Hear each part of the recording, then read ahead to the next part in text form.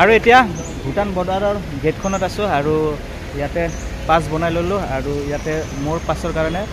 Voter card আৰু আধাৰ কাৰ্ডখন লৈছে আৰু এতিয়া পাছ লোৱা হৈ গ'ল। এতিয়া সীমান্তই গাড়ীখন মানে বাইকখন আনিবলৈ গৈছে আৰু ইয়াতে যিসকল ইণ্ডিয়ান টুৰিষ্ট আহে তেওঁলোক সকলোৱে ইয়াতে পাছ ল'ব লাগে। আৰু নমস্কাৰ, আজিৰ ভিডিঅ'টো বাইহাটা ৰেলৱে ষ্টেচনৰ পৰাই আৰম্ভ কৰি দিলোঁ আৰু এইখন ৰেলত আহিছিলোঁ। এইখন আমাৰ তাৰ পৰা 5:30 বজাত আহিছিল আৰু ইয়াতে নামি গ'লোঁ আৰু ইয়াৰ পৰা সীমান্ত আৰু মই আজি গৈ আছোঁ বিদেশ ভ্ৰমণ কৰিবৰ কাৰণে। এতিয়া আমি বাইহাটাৰ এই পেট্ৰল পাম্পটোৰ পৰা তেল ভৰাই ল'লোঁ আৰু ইয়াতে সীমান্তকো লগ পালোঁ আৰু এতিয়া দুয়ো গৈ আছোঁ। আজি পুৱাই ওলাই গ'লোঁ এখন দেশ ভ্ৰমণ কৰিবৰ কাৰণে আৰু সেই দেশখনৰ অভিজ্ঞতা লাভ কৰিম আজি কেনেকুৱা লাগে। এতিয়া আমি ৰঙিয়া টাউন পাই গ'লোঁ আৰু ৰঙিয়া টাউন হৈ এনেকৈ এতিয়া আমি গৈ আছোঁ তামোলপুৰ। এতিয়া ৰাতিপুৱা প্ৰায় 6:30 মান হ'ল আৰু আমি ৰঙিয়া টাউন পাই গ'লোঁ, কিন্তু দোকানবিলাক এখনো এতিয়ালৈকে খোলা নাই। ইমানেই ৰাতিপুৱা আমি ৰঙিয়া টাউন পাই গ'লোঁ। এতিয়া আমি ৰঙিয়া পাই গ'লোঁ আৰু ৰঙিয়া পায়েই এটা ৰঙিয়া চহৰত নিৰ্মাণ কৰা খুব এটা ধুনীয়া বস্তু দেখিবলৈ পালোঁ আৰু এইটো যে দেখিবলৈ পাইছে এইটো হয়তো বৰলীয়া নদী আৰু বৰলীয়া নদীৰ ঠিক পাৰতে ৰঙিয়াৰ এফালে যদি চাই এইটো নতুনকৈ নিৰ্মাণ কৰিছে টাৱাৰ ক্লক আৰু টাৱাৰ ক্লকত এতিয়া যদি চাই 7 বাজিবৰ কাৰণে প্ৰায় 8 মিনিটমান সময় বাকী আছে। এই টাৱাৰ ক্লকটোত 4টা দিশত 4টা ঘড়ী আছে আৰু এতিয়া চাওক কিমান বাজিব, 7 বাজিব, প্ৰায় 5 মিনিট বাকী আছে। এতিয়া আমি ৰঙিয়াৰ পৰা আমাৰ যাত্ৰাটো আৰম্ভ কৰি দিলোঁ তামোলপুৰলৈকে। মানে তামোলপুৰ হৈ আজি আমি আমাৰ চুবুৰীয়া দেশ ভূটান ভ্ৰমণ কৰিবলৈ গৈ আছোঁ আৰু আজি ভূটান ভ্ৰমণৰ অভিজ্ঞতা কেনেকুৱা আজি তাকে লাভ কৰিম। মানে বহুদিনৰ পৰা এটা আশা আছিল ভূটান ভ্ৰমণ কৰাৰ আৰু এতিয়া পাই গ'লোঁ মটংগা আৰু এফালে যদি চাই এফালে নাগৰিজুলিত তেনেকৈ যাব পাৰি আৰু এইফালেৰে এনেদৰে তামোলপুৰ হৈ আমি ভূটান যাম আৰু ইয়াৰ পৰা অলপ গ'লে তামোলপুৰ পাই যাম আমি। এতিয়া আমি তামোলপুৰ পাই গ'লোঁ আৰু তামোলপুৰৰ এই হোটেলখনত চাহ খাই ল'লোঁ। ৰাতিপুৱা যিহেতু খুবেই ঠাণ্ডা আৰু ঘৰৰ পৰা একো খাই অহা নাছিলোঁ, ইয়াতে চাহ খাই ল'লোঁ আৰু চাহ খোৱাৰ পিছত এতিয়া ইয়াতে প্ৰায় 8 মান বাজিল আৰু এইটো তামোলপুৰ আৰু ইয়াৰ পৰা এনেদৰে ভূটানলৈ এই চিধাই যাব লাগিব। ইয়াৰ পৰা আৰু 25 কিলোমিটাৰমান হ'ব। মই অনুমানতহে কৈছোঁ দেই 25 কিলোমিটাৰ হ'ব বুলি, কিন্তু ইয়াৰ পৰা ভূটানৰ যিখন প্ৰৱেশ কৰা মেইন গেট তালৈকে 25 কিলোমিটাৰৰ বেছিয়ে হ'ব। এতিয়া কুমাৰীকাটা পাৰ হৈ আহি প্ৰায় ভূটান পালোঁৱে আৰু এফালে যদি চাই সন্মুখৰ ফালে সেয়া হ'ল ভূটান আৰু এতিয়া এইখিনি এখন দলং পাইছোঁ আৰু নদী আছে আৰু এফালে যদি চাই এইখন নদী আৰু নদীখনৰ নাম হৈছে কলা নদী আৰু কলা নদীত এতিয়া পানী প্ৰায় সিমান নাই, এনেদৰে এটা জুৰিৰ দৰে বৈ আছে আৰু পানী অলপ অলপ আছে আৰু গৰমৰ দিনত কিন্তু সন্মুখৰ ফালে হিমালয় পাহাৰ আৰু এই হিমালয় পাহাৰৰ ভিউ খুবেই ধুনীয়া দেখিবলৈ পোৱা যায়। এবাৰ গৰমৰ দিনত আহিছিলোঁ ইয়ালৈ ফুৰিবলৈ আৰু যিটো হিমালয় পাহাৰ আছে ইয়াৰ পৰা পাহাৰৰ ভিউটো কিন্তু খুবেই ধুনীয়া দেখিবলৈ পোৱা যায়। আৰু এইফালে চাওক হিমালয় পৰ্বত কেনেকুৱা দেখিবলৈ,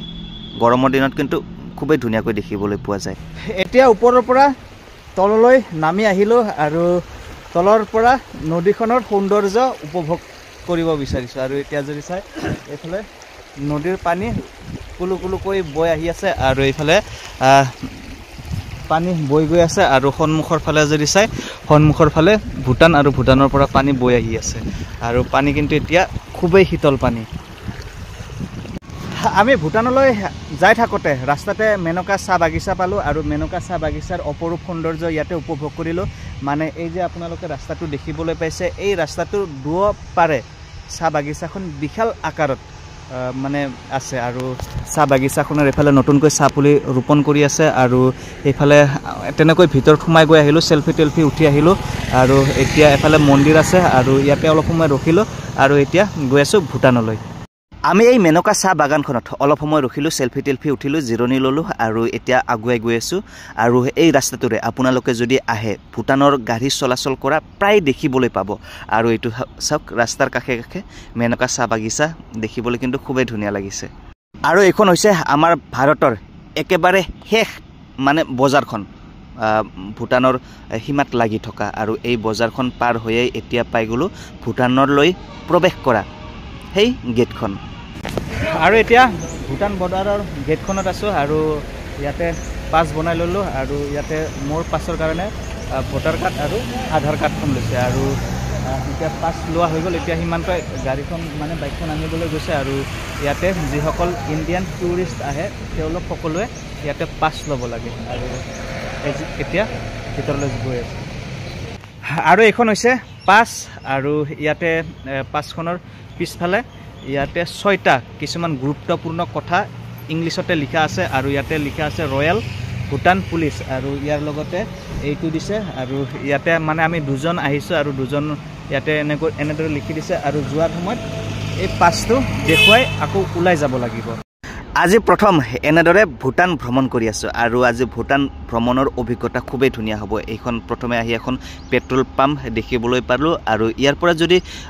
অলপ আগুৱাই যাওঁ 400-500 মিটাৰমান যদি আগুৱাই যাওঁ তেনেহ'লে এখন নদী পাম আৰু সেই নদীখনৰ ওপৰত এখন খুবেই ধুনীয়া দলং আছে আৰু ভুটানত প্ৰৱেশ কৰিয়েই এইফালে এখন নদী দেখিবলৈ পালোঁ আৰু নদীখনৰ ওপৰত দলং আছে আৰু দলংখনৰ ওপৰত চাওক ইমান ধুনীয়াকৈ যি বৌদ্ধ ধৰ্মাৱলম্বীসকলৰ এইটো যিটো পতাকা এই পতাকা লগাই দিছে আৰু বতাহত খুবেই ধুনীয়াকৈ উৰি আছে আৰু এইফালৰ পৰা এপাক চাৰিওফালে ঘূৰাই দেখুৱাই দিছোঁ আৰু দলঙৰ দুয়োফালে এনেদৰে পতাকাবিলাক লগাই দিছে খুবেই ধুনীয়া লাগিছে কিন্তু চাবলৈ। ভুটানৰ বিষয়ে বহুত শুনি আছিলোঁ, বহুতৰ মুখে মুখে শুনি আহিছিলোঁ আৰু তেনেদৰে কিছুমান ভিডিঅ'টো শুনি আহিছিলোঁ আৰু কিন্তু অহাৰ কেতিয়াও সৌভাগ্য হোৱা নাছিল আৰু আজি প্ৰথম এনেদৰে ভুটান ভ্ৰমণ কৰাৰ সৌভাগ্য হ'ল আৰু এইফালে আৰু এটা পেট্ৰল পাম্প দেখিছোঁ আৰু পেট্ৰল পাম্প মানে ইয়াতে দাম বহুতেই কম বোলে পেট্ৰল ডিজেলৰ আৰু যাওঁতে ভৰাই ল'ম আৰু এফালে এনেদৰে আগুৱাই গৈ আছোঁ আৰু কোনফালে কি আছে সেইটো কিন্তু এতিয়ালৈকে নাজানো আৰু মানুহক সুধি গৈ আছোঁ আৰু সোমাই আহি দেখিবলৈ পালোঁ আৰু এফালে যদি চাই এইটো জিৰণি চৰা আৰু ভুটানৰ যি সংস্কৃতিৰ যি ষ্টাইল নিৰ্মাণৰ শৈলীবিলাক কিন্তু খুবেই আকৰ্ষণীয় আৰু সেইফালে লিখা আছে ফৰেষ্ট ৰেঞ্জ অফিচ আৰু এইফালে চাওক এইফালে ইয়াতে কি লিখা আছে বৌদ্ধ সাজ পোছাকত তেওঁলোকে শিশু কলাত লৈ আছে আৰু এইফালে এই গেটখন কিন্তু খুবেই ধুনীয়া লাগিছে। এইফালে চাওক এই গেটখন ইমান ধুনীয়া লাগিছে। এতিয়া এনেদৰে এই ৰাস্তাটোৰে ওপৰলৈ উঠি গৈ আছোঁ আৰু সন্মুখৰ ফালে কি আছে কিন্তু সেইটো নাজানো। এনেদৰে গৈয়ে আছোঁ আৰু মানুহৰ তেনেদৰে দেখিবলৈ নাপাওঁ, খুবেই কম গাড়ী চলে এই ৰাস্তাটোৰে আৰু এতিয়া বৰ্তমান আমি এনেকৈয়ে আগুৱাই গৈ আছোঁ আৰু চাওক সন্মুখৰ ফালে কি দেখিবলৈ পাওঁ। কেইকিলোমিটাৰমান সোমাই আহি ইয়াতে এটা বৌদ্ধ স্তূপ দেখিবলৈ পালোঁ আৰু বৌদ্ধ স্তূপটো খুবেই ধুনীয়া লাগিছে আৰু এইফালে যদি চাই এইফালে ধুনীয়া গাৰ্ডেনৰ নিচিনা আছে আৰু সেইফালে এনেকুৱা আছে আৰু এতিয়া এইফালে ওপৰৰ ফালে যদি চাই এইফালে চাওক ইমান ধুনীয়া লাগিছে আৰু ইণ্ডিয়াৰ পৰা কিন্তু বহুত ভ্ৰমণকাৰী ভুটানলৈ ভ্ৰমণ কৰিবৰ কাৰণে আহে আৰু এইফালে এতিয়া উঠি যাওঁ আৰু উঠি যাই চাওক কিমান ধুনীয়া লাগে। চাওক এইবিলাক এনেদৰে ঘূৰাব পাৰি খুবেই ধুনীয়া লাগে আৰু ইয়াতে বৌদ্ধ ভাষাত কিবা কিবি লিখা আছে।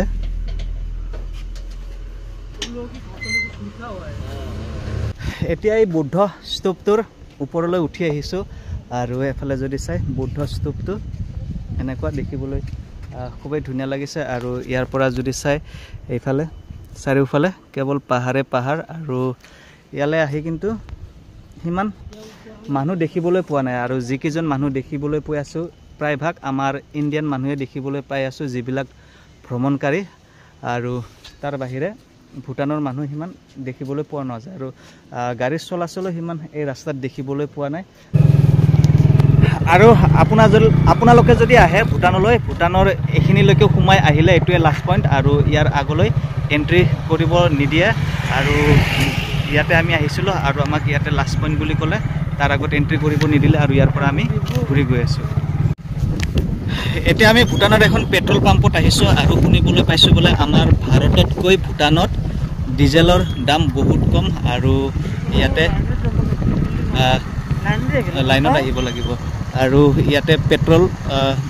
ভৰাই ল'ম।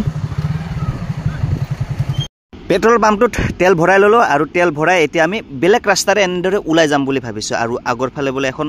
টাউন আছে আৰু সেই টাউনটোত সোমাই যাম আৰু টাউনটো কেনেকুৱা টাউনটো চাই যাম। ভুটানত পেট্ৰলৰ মূল্য আমাৰ ভাৰতৰ তুলনাত খুবেই কম, খুবেই সস্তা, 59 টকা 76 পইচা নে 46 পইচা তেনেকুৱা আৰু পেট্ৰল অলপ আগত পেট্ৰল পাম্প আছে পেট্ৰল পাম্পত পেট্ৰল ভৰালোঁ আৰু পেট্ৰল ভৰাই আহি ইয়াতে এখন দলং দেখিবলৈ পাইছোঁ আৰু এই চাওক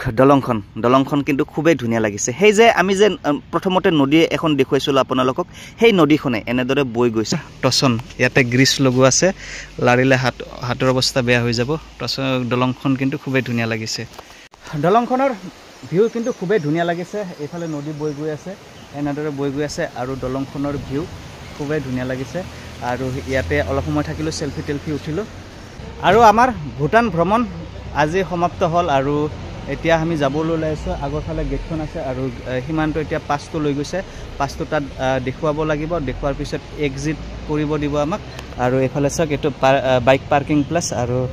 মুঠতে ভূটানৰ নিয়মবিলাক খুবেই কাঢ়া নিয়ম দিয়ক ইয়াতে বাইক পাৰ্কিং প্লেচ আৰু এইফালে মাৰুতি গাড়ীবিলাক ৰখাই মানে চাৰিচকীয়া গাড়ীবিলাক ৰখাই তাত কাৰ্ডটো হেৰি কৰিব লাগে আৰু আজিৰ ভিডিঅ'টো ইমানতে সমাপ্ত কৰিছোঁ আপোনালোকৰ কেনেকুৱা লাগিল নিশ্চয় কমেণ্টত জনাবলৈ নাপাহৰিব ধন্যবাদ